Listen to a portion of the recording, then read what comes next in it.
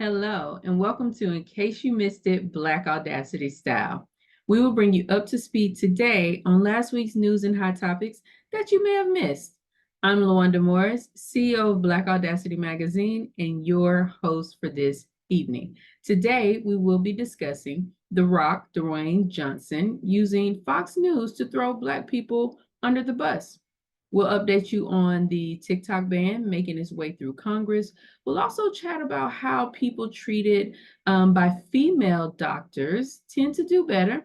And in breaking news, we'll update you on Andy Reid getting a major contract extension and so much more. So pour yourself a drink, grab a snack, and let's get into it. In political news, possible U.S. TikTok ban has cleared a House vote in Congress, but don't get too excited or sad, depending on which side of the issue you land on. We still don't expect that to be the end of the story. Let me explain. The House passed legislation that would ban TikTok in the United States if the popular social media platform's China-based owner doesn't sell its stake within a year. But don't expect the app to just go away anytime soon. A standalone bill with a shorter 6-month selling deadline passed the House in March by an overwhelming bipartisan vote as both Democrats and Republicans voiced national security concerns about the app's owner, the Chinese technology firm ByteDance Limited. The modified measure passed by a 360 to 58 vote now goes to the Senate after negotiations that lengthened the timeline for the company to sell to 9 months with a possible national 3 months if a sale is in progress. Now, legal challenges could extend that timeline even further. The company has indicated that it would likely go to court to try and block the law if it passes now the Senate, arguing it would deprive the app's millions of users of their First Amendment rights. TikTok has lobbied very hard against the legislation, pushing the app's 170 million US users, many of whom are young, to call Congress and voice opposition. But the ferocity of these calls, of the pushback, angered lawmakers on Capitol Hill, where there is broad concern about Chinese threats to the US and where few members use the platform themselves. So I said all that to say a lot of the members on Capitol Hill don't really get TikTok. They don't really understand it because they don't use it themselves. So that's why a lot of them are comfortable with banning it. But that aside, if there are national security risks with the app, then I can see the argument from both sides. So let us know what you think down in the comments, and we'll keep you posted on any developments on this story. Now, on to sports news. Fresh off another Super Bowl win, Chiefs have signed head coach Andy Reid to a multi-year contract extension through 2029. That's a 5-year extension. The Chiefs also signed general manager Brett Veach and team president Mark Donovan to extensions as well. CBS Sports NFL insider Jonathan Jones confirmed the length of the deal, which would give Reid, who's 66 now, under contract, or would keep him under contract until he's 72 years old. Reid will also be the highest paid head coach in the NFL, as he's coming off his second consecutive Super Bowl title with the Chiefs and third in 5 seasons. With a record like that, can you blame the Chiefs for extending this man's contract? I certainly cannot. Now, Jackie Robinson Day was on April 15th, and 77 years after the Dodgers star broke the Major League Baseball color barrier and blazed a trail for Black players, coaches like Ernest Horton know the work is far from over. On opening day this year, just 6% of active players in MLB were Black, the fewest in decades. If the grassroots are suffering and there's no baseball being played in the community, of course, there's a lack of Black baseball players in the MLB, is what Horton said to CBS News. Horton is a public school teacher in Chicago and the founder of Black Baseball Media, an organization that gives players from predominantly underserved communities access to top-notch facilities and exposure to college scouts. Seeing is believing. People are drinking the Kool-Aid, Horton also said. I could not agree more. This is one of Black Audacity Magazine's goals as well, creating a platform and opportunity for Black kids who might not otherwise be exposed to Black professionals doing the very things that they might themselves want to do one day, but do not believe that they can if they don't see that it is possible.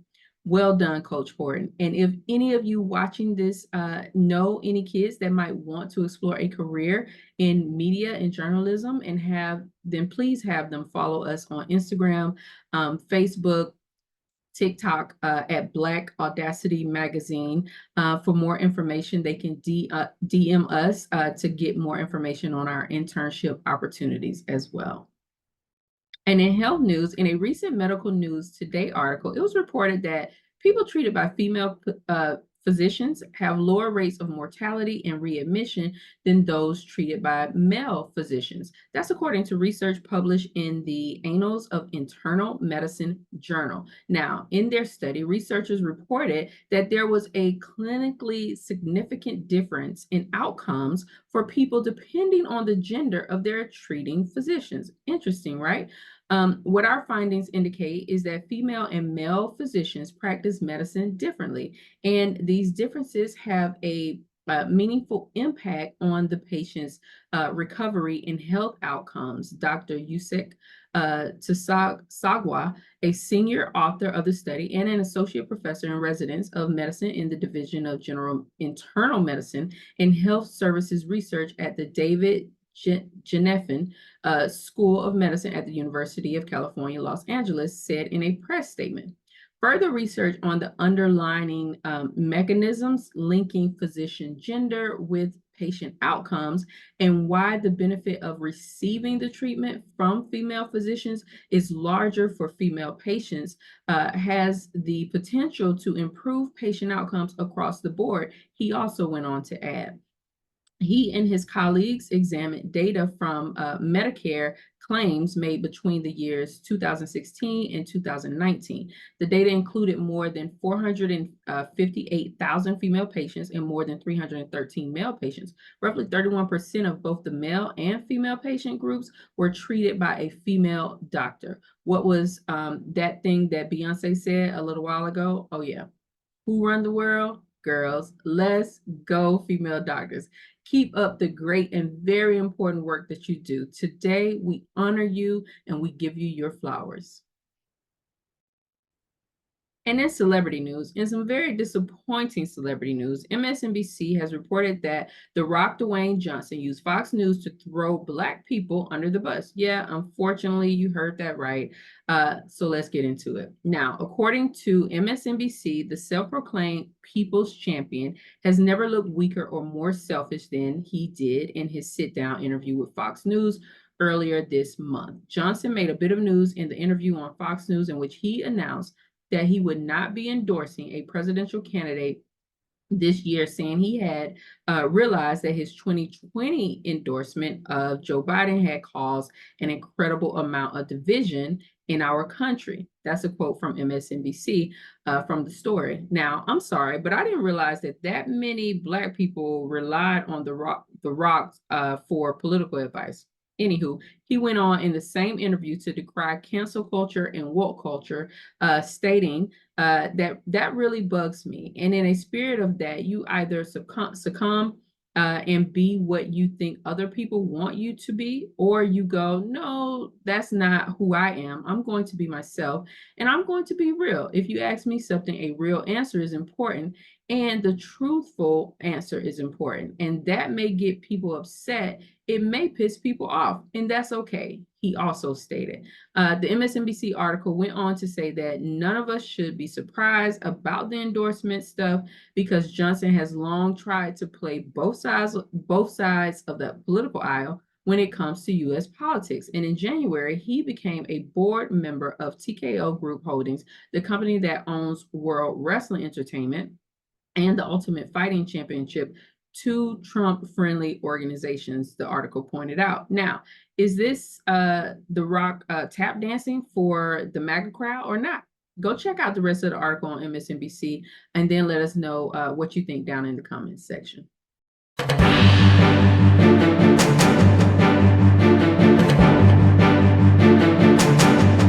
And in breaking news, in a major case on homelessness, The U.S. Supreme Court on Monday appears to side with an Oregon city's crackdown on sleeping in public. The decision could have sweeping implications for the record number of people living in tents and cars, and the cities and states struggling to manage them. Now, the current case before the U.S. Supreme Court centers on the small city of Grants Pass, Oregon, which has a population of 40,000 and is a symbol of just how widespread the homelessness problem has become. A slew of other cities and states, led by Democrats and Republicans alike, urged the justices to take up this issue. Now, lower courts in this same case and in other cases, like it, said that under the Eighth Amendment, it's cruel and unusual to fine or jail someone for sleeping on public land if there's no adequate shelter available. But Grants Pass and many other cities across the West say those rulings have tied their hands as they try to keep their public spaces open and safe for everyone. Now, Grants Pass has no public shelters, but its local law essentially banned people from sleeping with a blanket or a pillow on any public land at any time. The liberal justice on the court suggested this amounts to unlawful targeting people simply because they're homeless. But as you know by now, it is the conservative wing of the court with the majority, and so far they seem to be in agreement with Grants Pass, Oregon. But we won't know how they're going to rule until they hand down a ruling in this case. So stick a pin in it, and we'll keep you up to date as news surfaces about how the court is leaning and once they decide to hand down a ruling. Let us know what you think down in the comments on what has been released so far. Well, that's all for now. I hope you have enjoyed today's segment of In Case You Missed It, Black Audacity Style. Now, don't forget to hit that subscribe button, like, and turn on those notifications so that you can see more Black Audacity Magazine YouTube content show up in your feed. Again, I'm LaWanda Morris, CEO of Black Audacity Magazine, and we are unapologetically and unambiguously Black Audacity. Thanks so much for watching, and I'll see you back here next week. Please stick around for a brief word from our sponsor.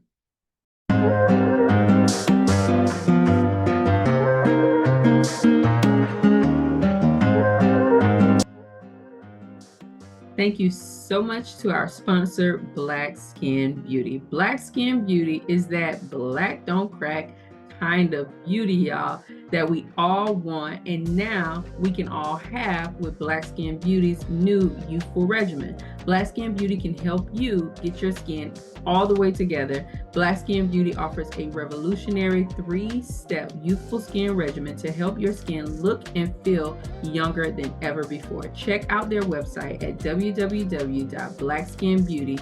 That's www.blksknbeauty.com to enter for a chance to win free products and to get 30% off. Black Skin Beauty, that black don't crack kind of beauty. Check them out on Instagram at Black Skin Beauty today.